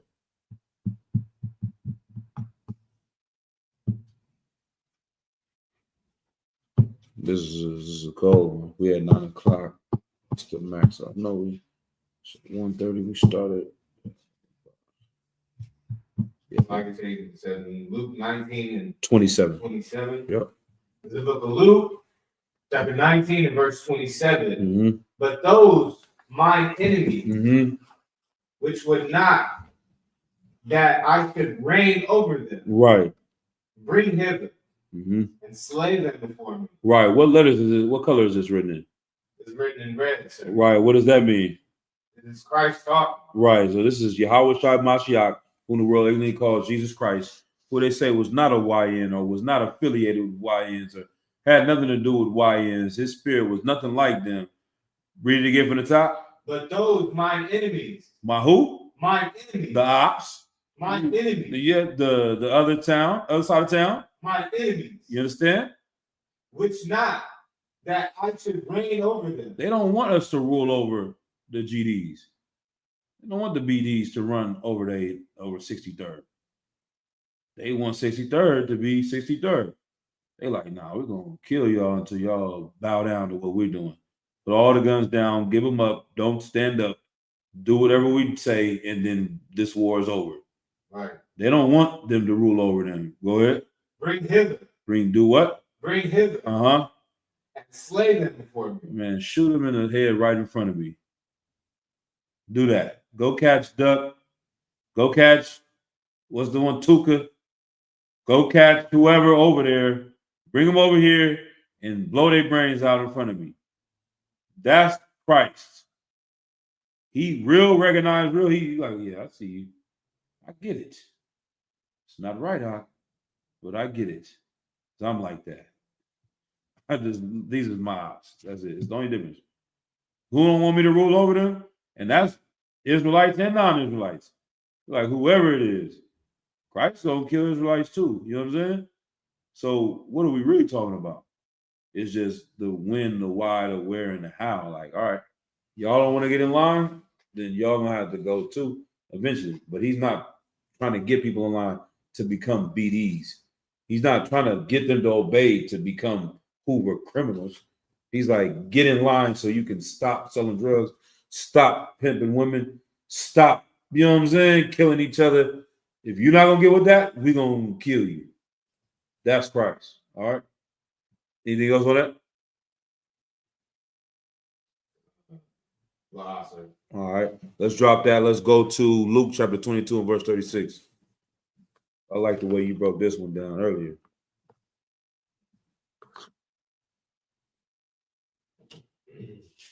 The book of Luke, chapter 22 and verse 26. 36. Oh, sure. Verse 36. Mhm. Then he said unto them, but now he hath the purse, let him take it, and likewise his script. Go up to 35. Mm-hmm. Verse 35. And he said unto them, when I sent you without purse and script and shoes, lack ye anything? Right. So when Christ, if you know back in Matthew 15 and 24, he sent them out. He said, go ye to the lost sheep of the house of Israel. Enter ye not into the land of the Gentiles, or enter into the Samaritans. Enter ye not. Like he sent them. He said, don't worry about bringing your purse, your money. Don't worry about having your scriptures or anything like that. You know what I mean? Just go out there and teach these people brotherhood. You're going to be fine. The people are going to take care of you. When you're around the people, that's where you're going to get your money from, because you're doing so much work, healing and feeding them. They're going to make sure you're good. You have a place to stay. They're going to make sure you got this. This is the mission that Christ sent them on. Go ahead. And they said nothing. They didn't worry about nothing. He was right when he told them to go do that. Go ahead. Verse 36. Then said he unto them, but now he that hath a purse, let him take it. Right. So now Christ is getting ready to lead. So they're not having him as a leader like right here. So they're going to have to move a little bit different. So now, you get some money, make sure you have some money with you, get some business, whatever, what you need to do to take yourself, sustain, whatever. Y'all going to have to make some plans I just can't be here and just make 5,000 fish for y'all and we're going to eat today. Y'all have to figure out how to come together and make this thing work logically like everyone else. You know what I'm saying? Go ahead. Likewise, his script. And he that hath no sword, let him sell his garment and buy them. Right. So it's kind of like, what does that mean? Don't be lacking, sir. Don't be what? Don't be lacking. Well, as they used to say, don't be loafing, right? Right. Those like lacking, loafing. Don't be running around without. Don't be caught slipping. Get your sword. Them Jordans are not more important than getting you today will be a gun. You know what I'm saying? This is the message that he's telling us to this day. Like, man, get strapped up. We are getting ready for war. This is the times that we're living in. So prioritize what you're doing. Sell your garment, not literally walk around naked, but that fly garment that you got is not important right now. What's important is protection. Right. Go ahead.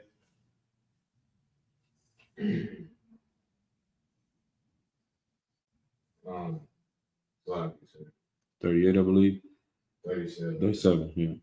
For I say unto you that this that is written must yet be accomplished in me. And he was reckoned among the transgressors. For the things concerning me have an end. Right. So he's like, this is going to be the time. The prophecies where I'm going to have to leave y'all. That's what's coming. That's what's happening. Right. Anything else? Slaga said this Mm. 38 is Yeah, cool too. Like yeah. like the He said, it's "What like do you?" a He said, "We got." period. It's like a period at Mhm. the end. It says, and they said, Lord, Mhm. behold, here are two swords. Yeah, they had a couple of straps with them. And he said unto them, "It's enough. is it enough? It is enough. It is enough. Right. Okay, we good. We got something in here. I got a couple of ARs with you. We good for now. I mean, but don't forget this order that I gave y'all. When I'm out, y'all go get your stuff together. You know what I'm saying? Protect your people. You're gonna have to hold down the forts. So where are they getting this Christ that I don't know. This white guy that's walking around and holding little babies on his lap is not the same Christ I'm reading about. He was a revolutionary. He got killed for sedition. That's what they charged Christ with. Google sedition. You familiar with that? Wow, sir. Okay, let's see if we can find it in the Bible too. But you Google that.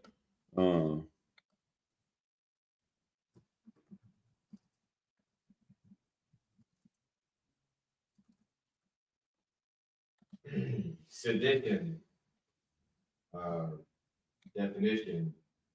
Conduct or speech inciting people to rebel against authority of a state or a monarch. Mm-hmm.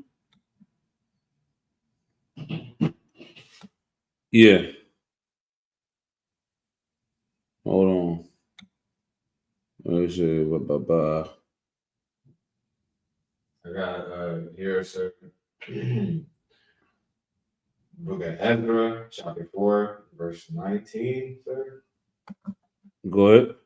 And I commanded, and search hath been made, and it is found that this city of old time hath made insurrection against kings, and that rebellion and sedition have been made therein. Oh, you got Luke 23. Let me see. Right. Let me see if I got anything specific. But basically, that's what they were charging Christ in essence. Like his crime was trying to start a revolution. What was? Let's see. So I guess Luke 23 and 25. Go ahead and read. And he released unto them him for sedition, Mm-hmm. and murder was cast into prison, whom they had desired, but he delivered Yahushua to their will. Right. So this is talking about Barabbas.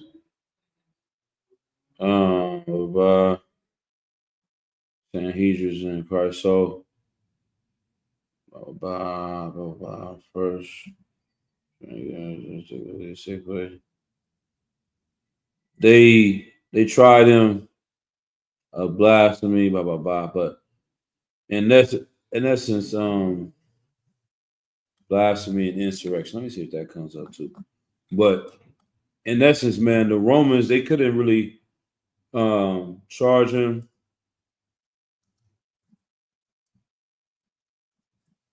with anything because you had to have a just cause to put a man to death. And they couldn't really find a reason. The Romans are like, okay, what is he doing? What is he doing wrong that we should kill him for? Like the reason the Romans had all these rules was to stop wars from happening and revolution from happening. So they had to have some type of laws where you couldn't just bully someone and just kill someone, even if you was a Roman, for no reason. You had to go through authority so that they're the only ones that could kill people. It's the same thing in America. Whoever controls the violence controls the nation. And so we're the ones that say you can be killed, then that makes us pretty much God on earth. So you just can't go and kill somebody because you want to. Even Romans can just do that. So they had to find a reason for Christ. And that's when they was asking him, like, oh, are you the king of the Jews? Because if we can get you to say you're the king of the Jews, then that means you are having some type of form of sedition or insurrection or trying to do a revolution over the Roman governors and the Roman empires. All right. So let's go to the next precept. Let's go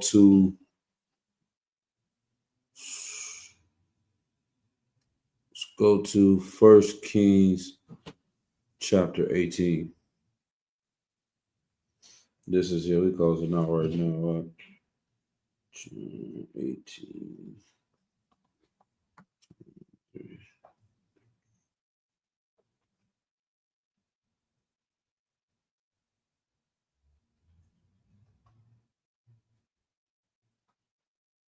Sorry, so Kings 18.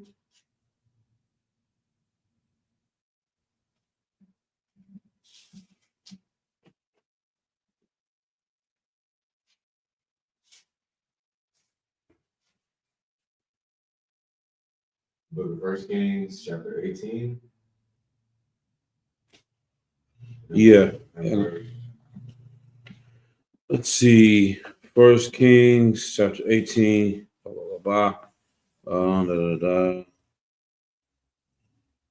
Let's talk about this prophet. We're going to show you a couple other prophets.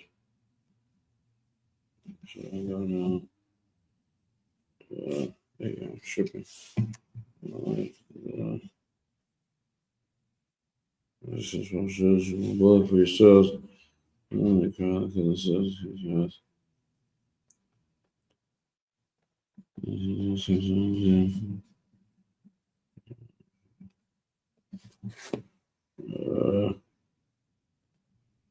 So I'm gonna go and just give you a background. So let's go to verse 39. The background of this story is Elijah.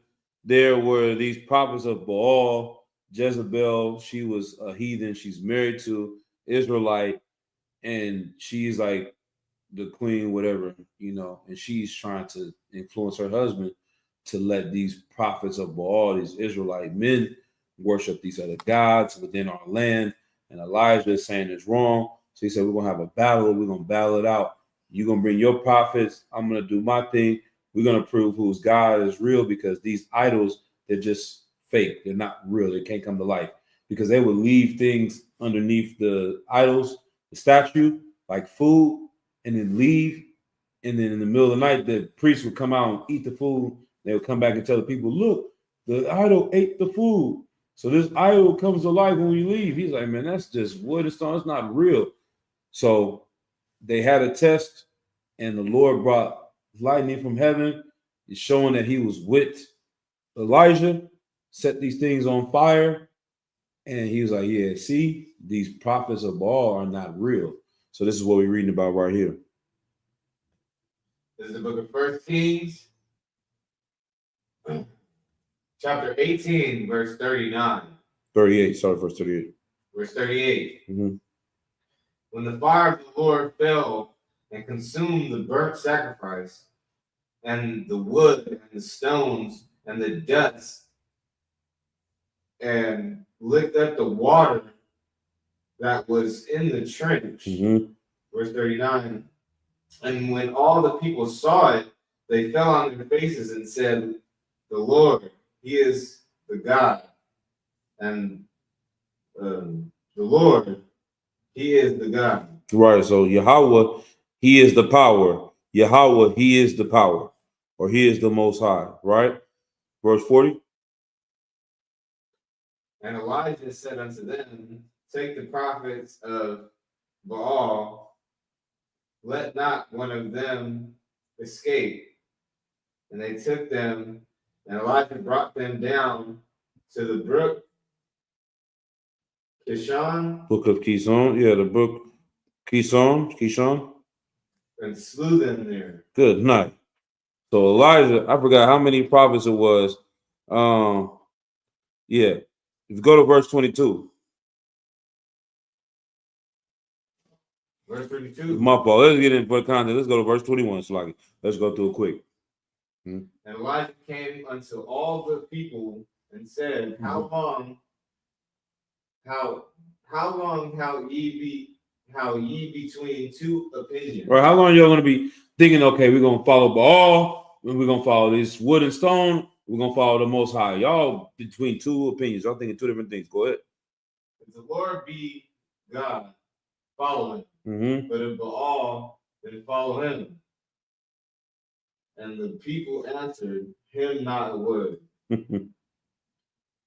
Then said Elijah unto the people, I, even I only remain a prophet of the Lord. Right. But Baal prophets are 450 men. Right. So there's 450 of these people that are considered the prophets of Baal. When you fast forward, he said, let not one of them escape. And they took them, and Elijah brought them down to the brook Kishon and slew them there. He just started chopping heads off, stabbing, whatever, however he was doing it. He, That's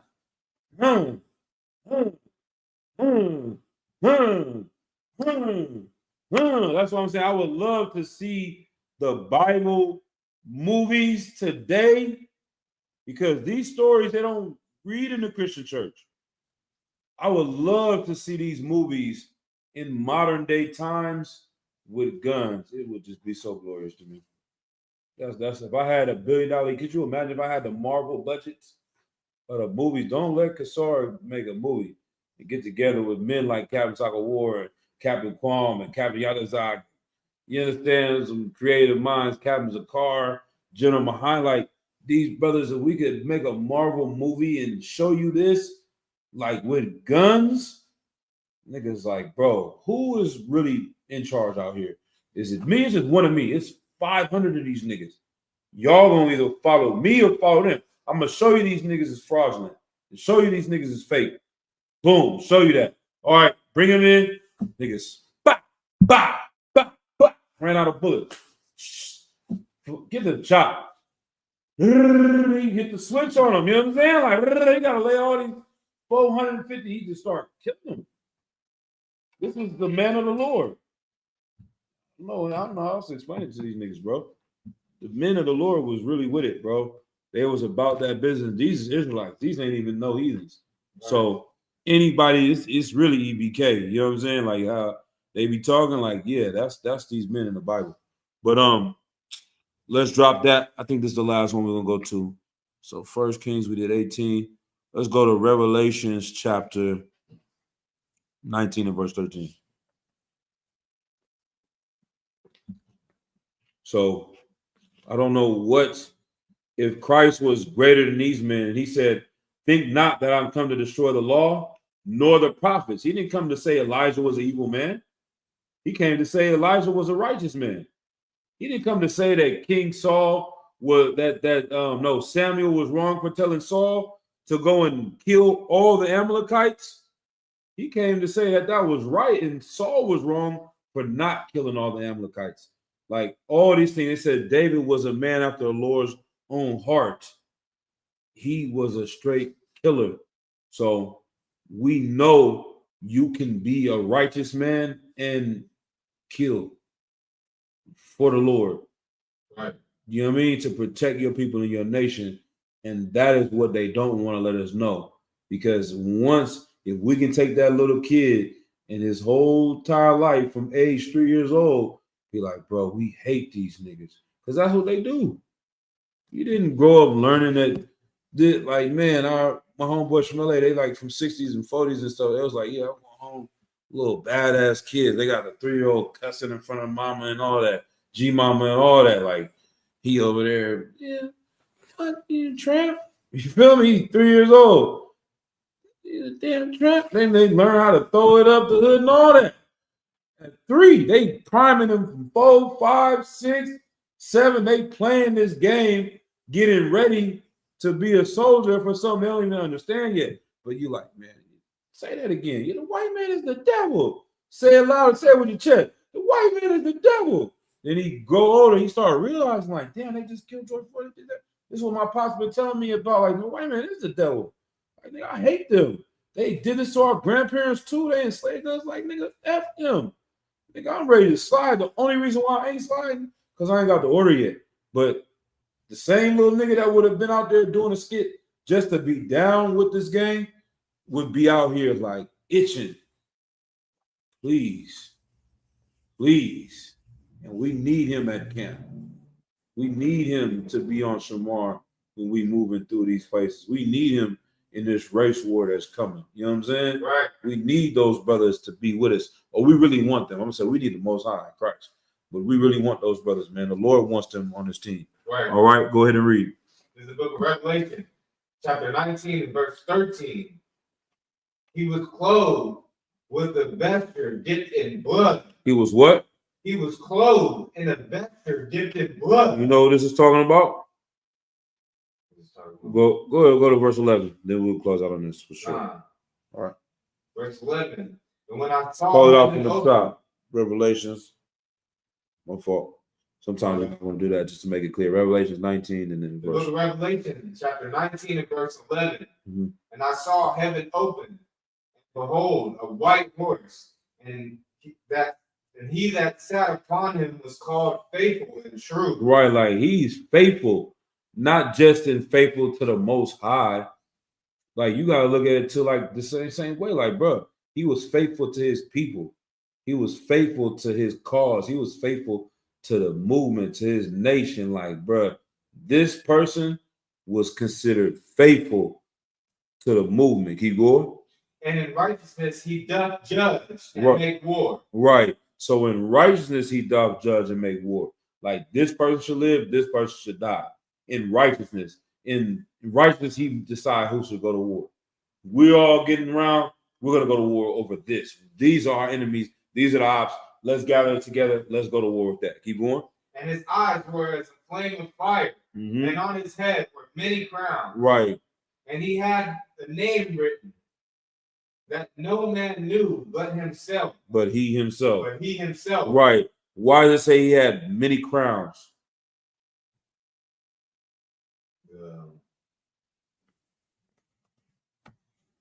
Try it, sir.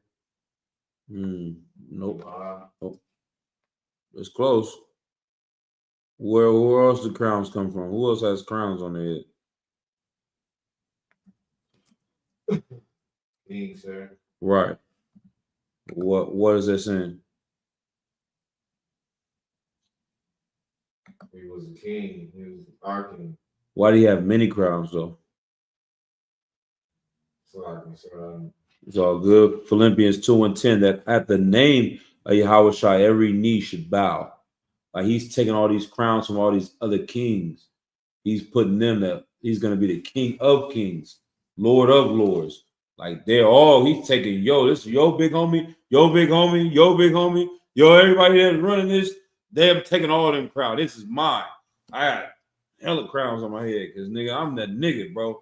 That's who Christ is. You know what I'm saying? And he had a name no man knew but himself. Like nobody could even, he only knew who he is. Like y'all don't really recognize who I am. I know who I am. The Lord revealed it to me. This is my job. This is my role. This is why I'm here. Keep going. And he was clothed with a vesture dipped in blood. Uh-huh. And his name was called the Word of God. Right. And he was clothed in a vesture dipped in blood. They say it's going to be blood to the horse's bridle. That's another one. I keep saying, pull it out. That was the end of that one. I really was serious. But give me the horse's bridle real quick and then we out. Horses. I keep lying up here. It's like, I'm not saying lying, but horse's bridle. KJV. Revelations 14:20.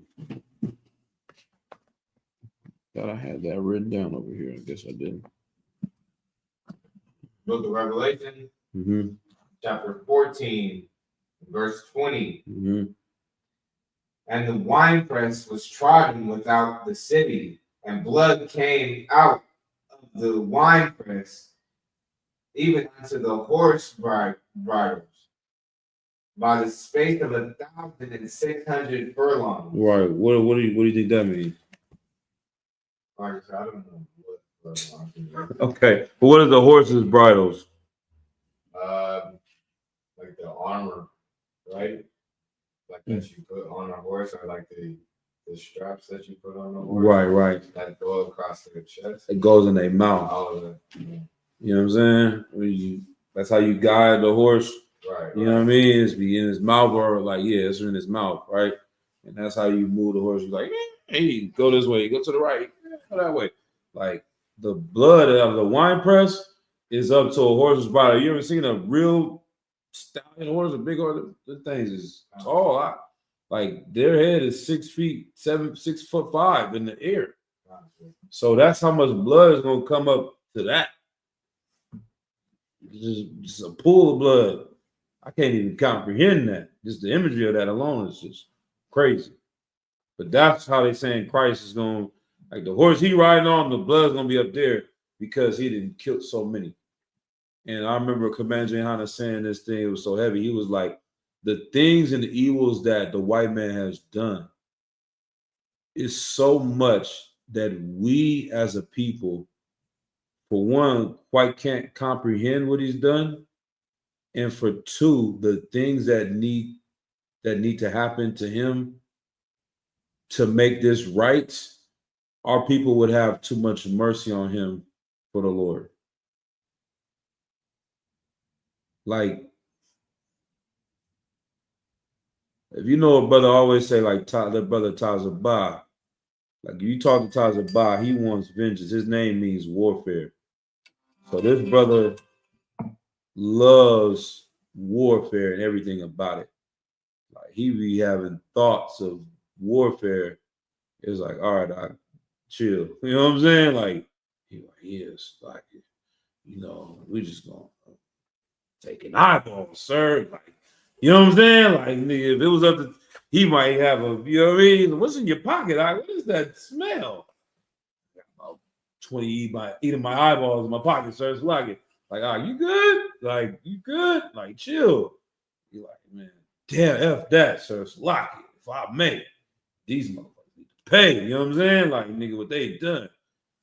Like, some brothers had that spirit of warfare on them, and they ready to do what's needed to make this right.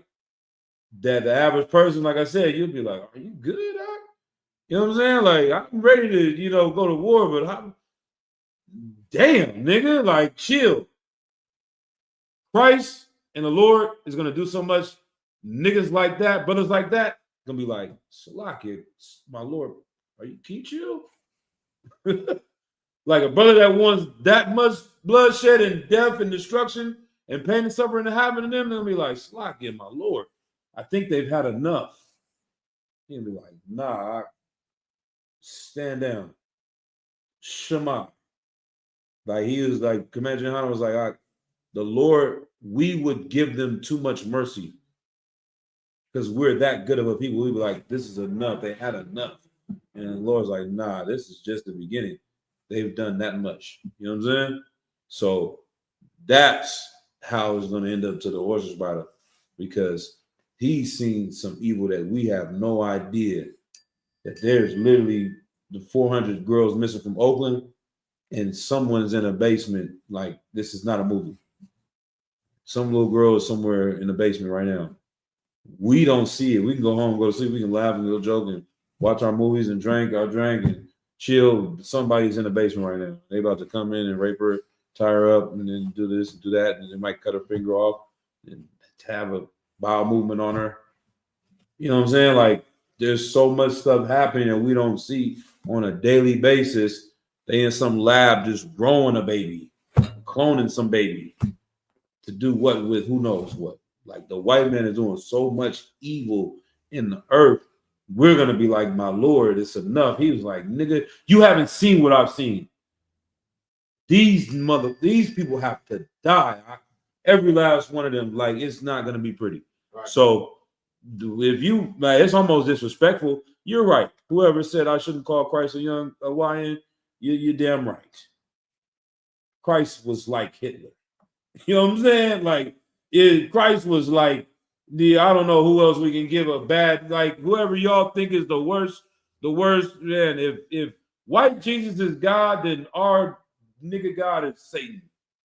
Nigga, like, whoever you think that is righteous is nigga evil to us, and whoever you think is evil is glorious to us. Right. That's the real God of this Bible, man.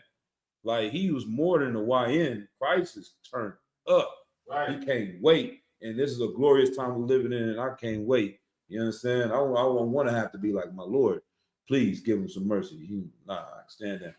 Count out of one count. With that, that's the class. All right.